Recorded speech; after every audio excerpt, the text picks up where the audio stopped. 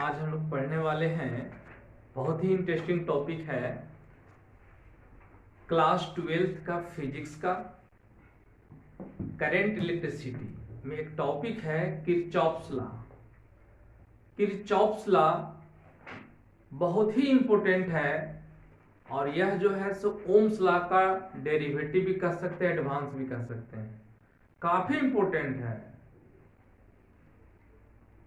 इसके मदद से आप किसी भी सर्किट का, ये मेनली बनाया गया है, फोकस है कॉम्प्लेक्स सर्किट के लिए, जटिल सर्किट के लिए। ओम्स लॉ की मदद से भी आप कर सकते हैं, किसी भी वायर या रेजिस्टेंस के क्रॉस आप पोटेंशियल डिफरेंस या उसमें करंट आप निकाल सकते हैं। बट जब कॉम्प्लिकेटेड सर्किट होगा तो उसमें आपको नहीं निकाल पाइएगा, दिक्कत होगा आपको। इसलिए किरचॉफ्स लॉ का स्पेशल ये है टॉपिक। तो किरचॉफ्स लॉ का दो गो रूल है जिसको हम लोग आज स्टडी करने वाले हैं, इस वीडियो में आप लोग देखने वाले हैं।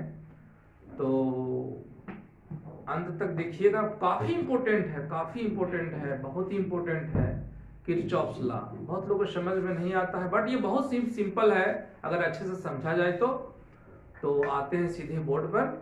और अगर चैनल पर पहली बार आए होंगे तो सब्सक्राइब कर रख लीजिएगा, और अगर वीडियो पसंद आ जाएगा तो लाइक कर दीजिएगा, और जहां तक हो सके शेयर करिएगा, है ना। तो आते हैं सीधे बोर्ड पर। तो हम लोग जो अभी पढ़ने वाले हैं किरचॉफ्स लॉ।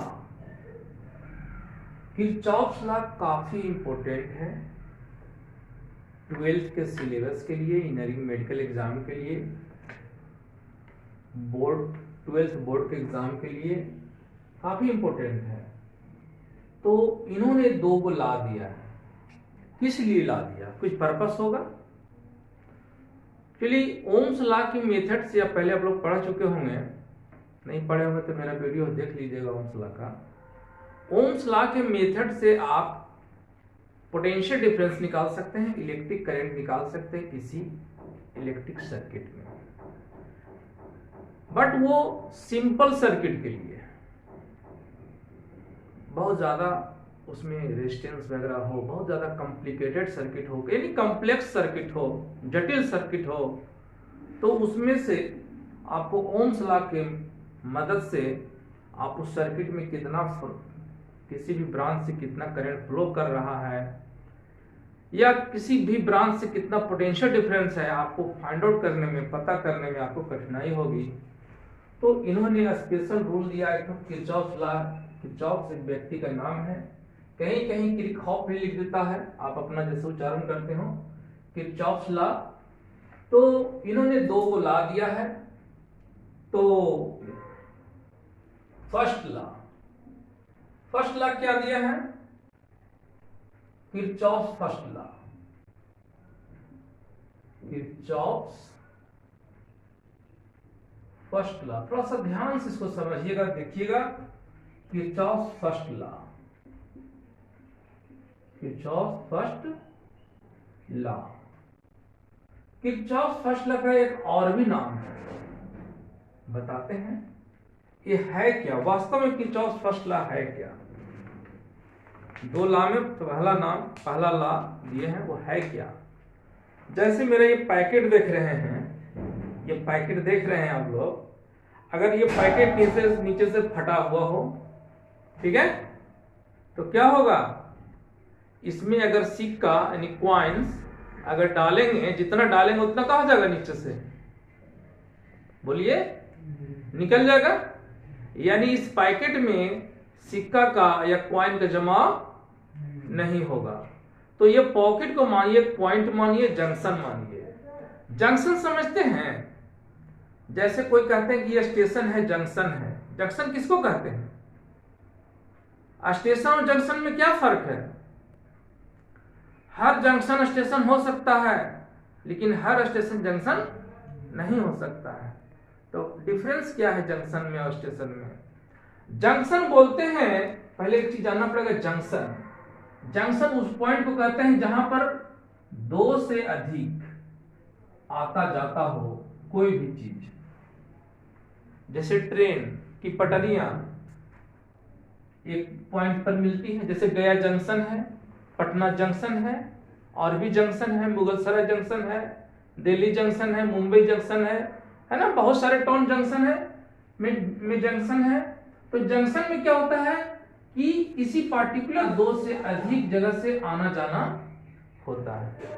अगर मान लेते हैं कि कोई प्रॉपर एक ये जगह है, इधर से आ रही हो, इधर से जा रही हो, ठीक है, ये भी इसको हम स्टेशन कहते हैं, जंक्शन नहीं कहते हैं। जनरली जंक्शन में क्या होता है, जो पॉइंट कितना लेते हैं, दो से अधिक लेते हैं।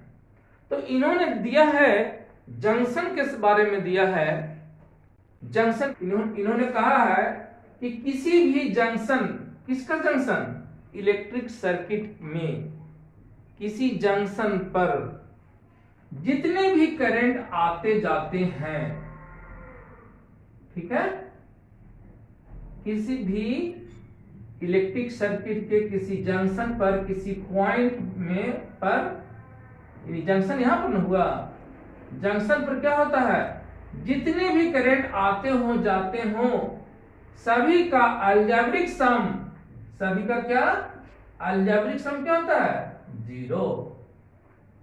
यानी तो कहना था कि इस पॉइंट पर, जंक्शन पर करंट का जमाव नहीं होता है। जैसे मैं बताया ना कि पैकेट है, अगर ऊपर से खुला है, नीचे से भी खुला, ऊपर से तो खुला ही रहता है जनरली, नीचे से अगर फटा हुआ हो, पॉकेट हो, तो इस पर जितना भी सिक्का डालेंगे नीचे से क्या होते जाएगा, गिरते जाएगा, इस पर जमाव नहीं होगा।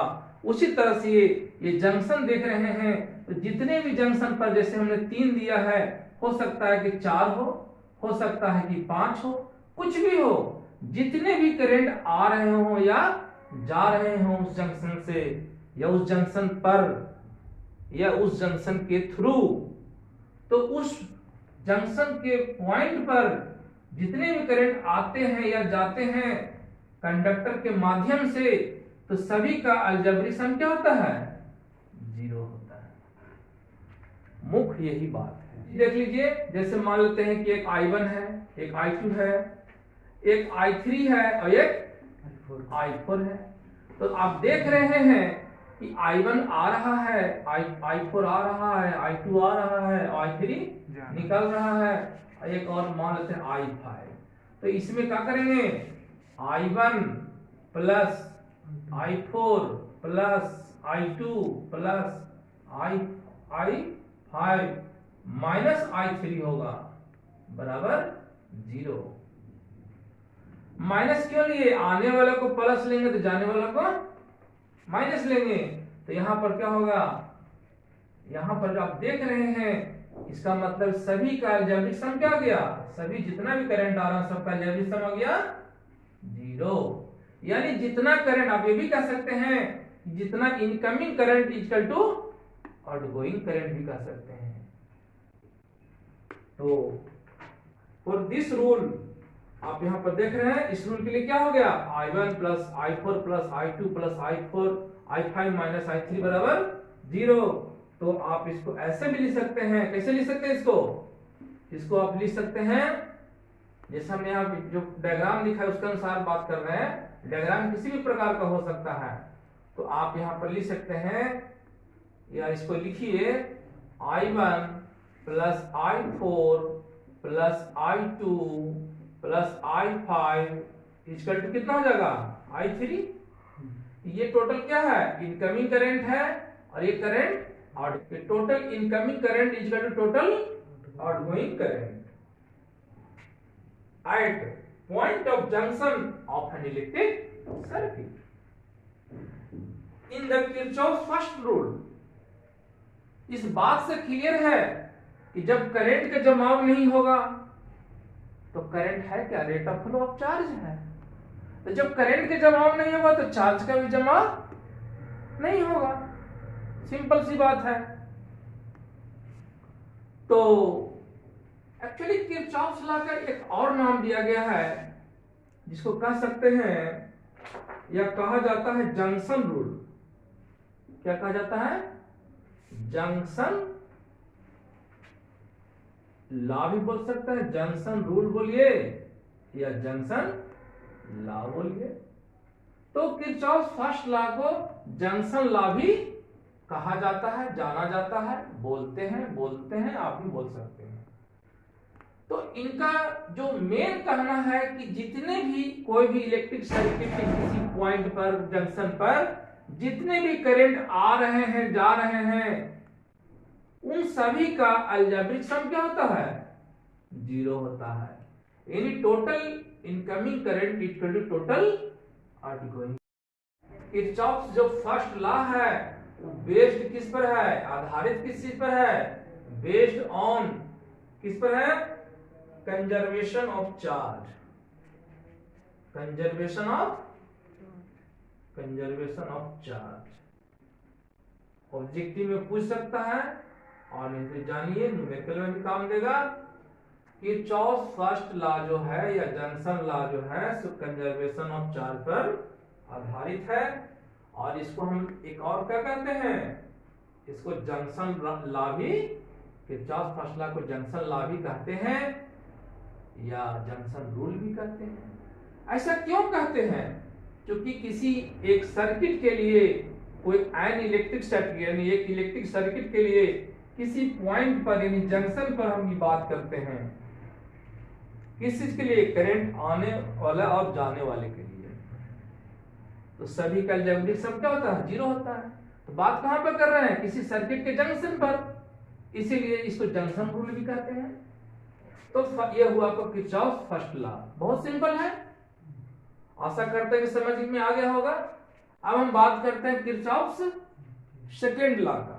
किरचॉफ सेकेंड लॉ या सेकेंड रूल में इसमें लूप की बात की है, एक कंप्लीट साइकिल की बात की है। जैसे साइकिल का मतलब यहाँ साइकिल का मतलब यहाँ पर आप वो साइकिल नहीं समझिएगा जो रोड पर चलता है। यहाँ चक्र की बात है। चक्र का मतलब कृष्ण भगवान वाला चक्र नहीं। देखिए इस तरह का सर्किट चक्र है ना। देखिए जैसे मान लेते हैं कि कोई एक रजिस्टर लगा हुआ हो, ठीक है।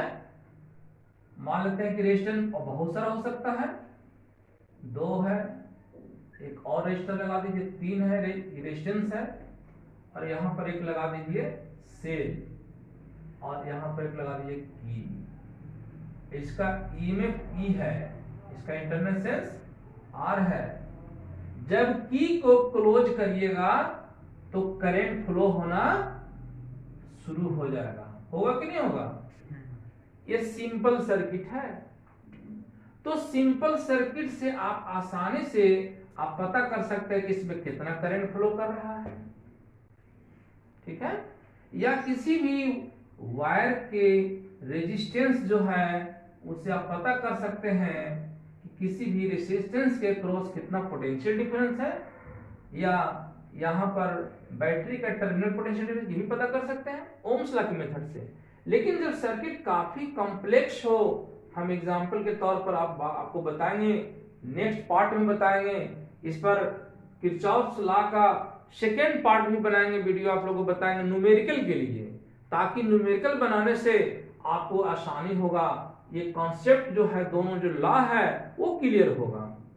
तो इसका अगला पार्ट में देखिएगा आप लोग, किरचॉफ लॉ का सेकेंड पार्ट, 2 पार्ट में वीडियो रहेगा कम से कम, और भी बन सकता है लेकिन कम से कम 2 पार्ट होगा, एक थियोरेटिकल का एक न्यूमेरिकल का।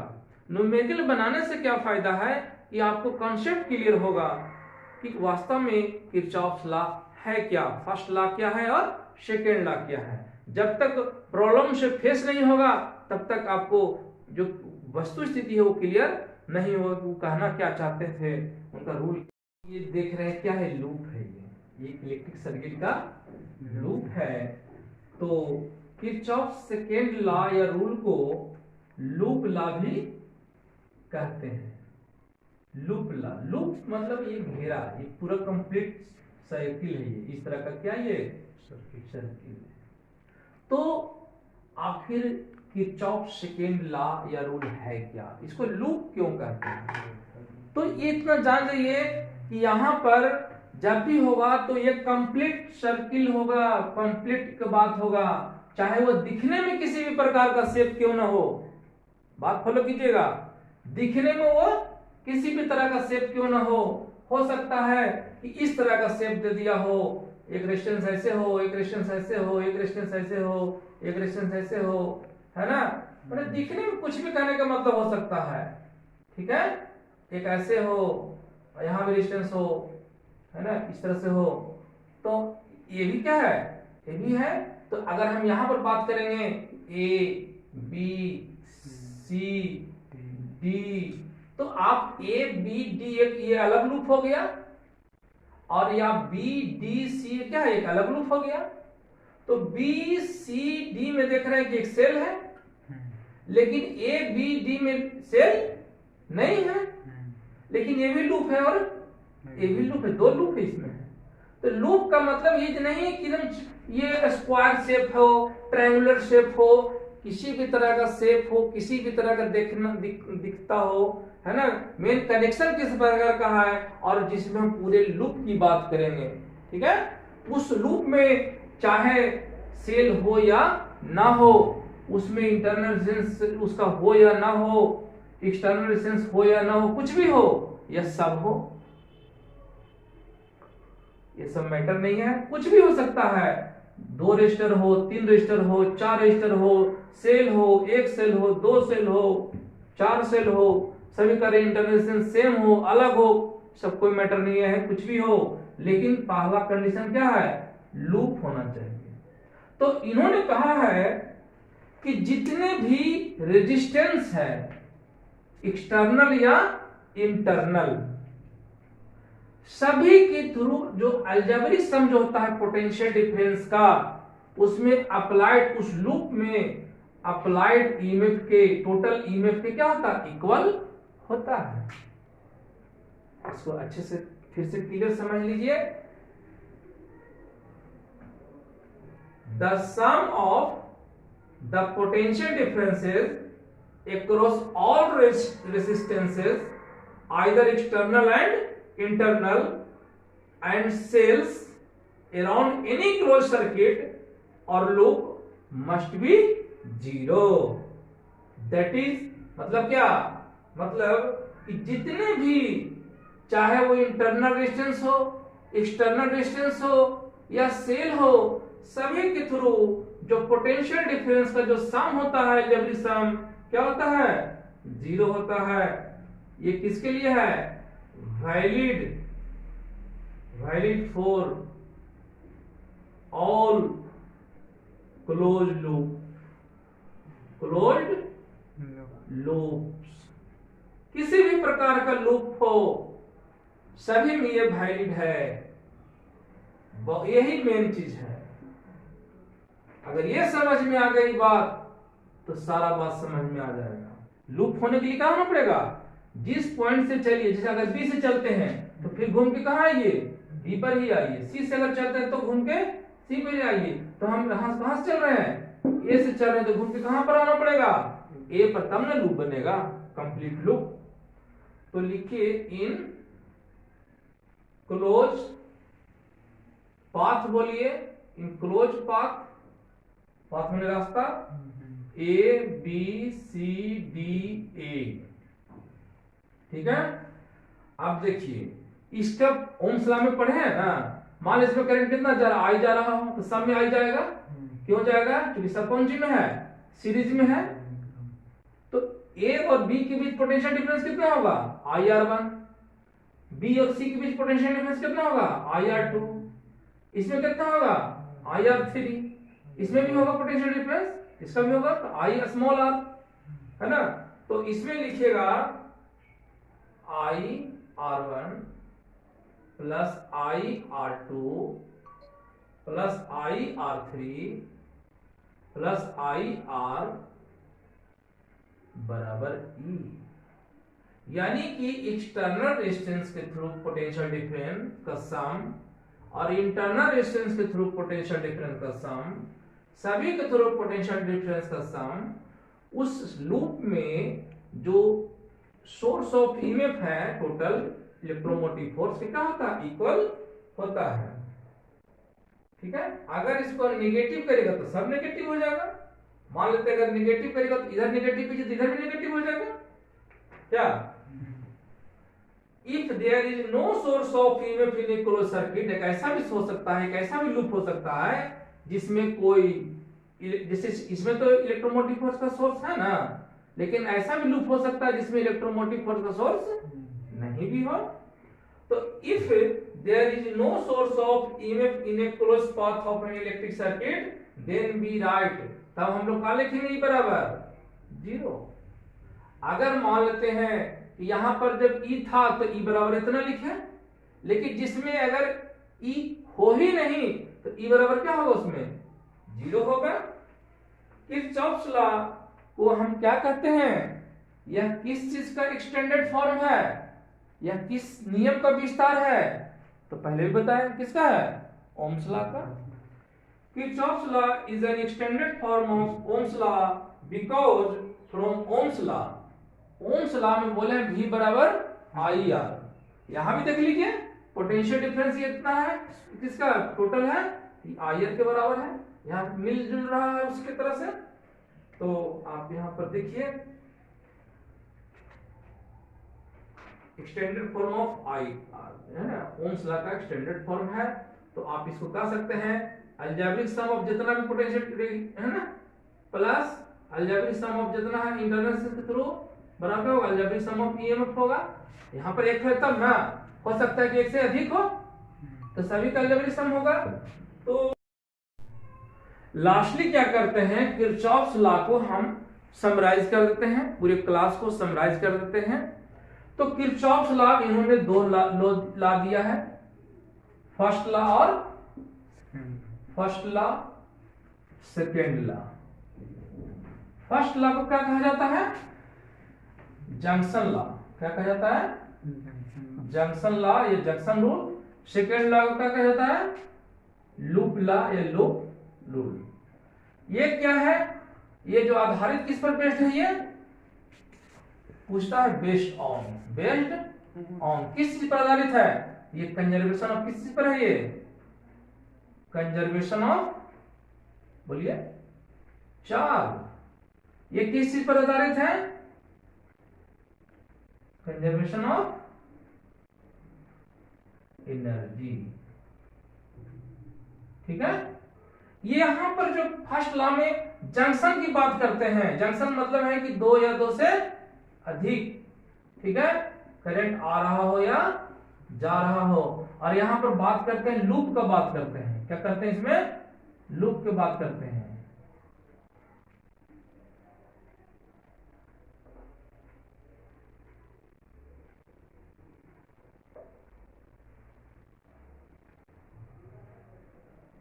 लूप की बात करते हैं इसमें ईएमएफ की है, आर है, R1 R2 R3, ठीक है। तो आप देख रहे हैं यहां पर पॉइंट है, जंक्शन है, इसलिए इसको जंक्शन लॉ कहते हैं।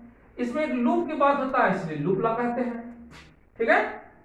ये कंजर्वेशन ऑफ चार्ज पर आधारित है, क्योंकि जितना करंट आता है उतना ही निकल जाता है। यहां पर बोले कि जितने भी करंट आते हो या जाते हो ये सभी का अलजेब्रिक सम क्या होता है? इसका 0 होता है। और ये बोले हैं कि एक्सटर्नल रेजिस्टेंस के थ्रू या इंटरनल रेजिस्टेंस के थ्रू या सेल के थ्रू, जिस सभी के थ्रू पोटेंशियल डिफरेंस का जो सम क्या होता है? बोलिए 0। ये भी यहां भी 0 है, यहां भी 0 है, लेकिन ये algebraic sum of electric current बराबर 0 है। और यहां algebraic sum of all potential difference either external resistance, internal resistance और सेल, सभी के थ्रू पोटेंशियल डिफरेंस का वैल्यू क्या होता है? अलजेब्रिक सम 0 होता है। लूप में क्या हो सकता है? सेल हो भी सकता है और नहीं भी हो सकता है। अगर जिस लूप में सेल नहीं होगा उसमें क्या कहेंगे? ईएमएफ क्या होगा? 0 होगा। तो ये आपको रहा, मतलब पूरे क्लास आपका रहा किरचॉफ्स लॉ का। और किरचॉफ्स लॉ किस चीज का फॉर्म, एक्सटेंडेड फॉर्म है? ओम्स लॉ का, ओम्स लॉ का। अगर सिंपल सर्किट हो या कॉम्प्लेक्स सर्किट हो, किसी भी तरह का सर्किट हो, उसके लिए वैलिड कौन है? Kirchhoff's law. लेकिन सिंपल सर्किट के लिए कौन वैलिड है? Ohm's law. सिंपल सर्किट से आप निकाल सकते हैं किसी भी वायर के रेजिस्टेंस के क्रॉस पोटेंशियल डिफरेंस या करंट। लेकिन जब कॉम्प्लेक्स सर्किट होगा, बहुत जटिल सर्किट होगा, तो उसमें आपको ओम्स लॉ से आपको निकालने में दिक्कत होगी, बहुत परेशानी होगी, तो आप किरचॉफ लॉ का यूज करेंगे। इसीलिए किरचॉफ लॉ क्या है, ओम्स लॉ का एक्सटेंडेड फॉर्म कहा गया है ना। तो ये आपको रहा किरचॉफ लॉ। और अगर इसमें कुछ कमी अगर लग रहा होगा या कहीं समझ में नहीं आया होगा तो आप इसको वीडियो देखने के बाद इसको कमेंट कर सकते हैं, और जरा सा भी अगर कुछ समझ में आया होगा, अच्छा लगा होगा, तो आप इसको लाइक कर दीजिएगा। और चैनल पर अगर पहली बार आए होंगे तो पहले भी मैं बता चुका हूँ कि सब चैनल को सब्सक्राइब कर लीजिएगा जरूर, है ना। और जितना ज़्यादा से ज़्यादा अपने लोगों के बीच शेयर कीजिए, ठीक है। तो वीडियो देखने के लिए धन्यवाद। जय हिंद।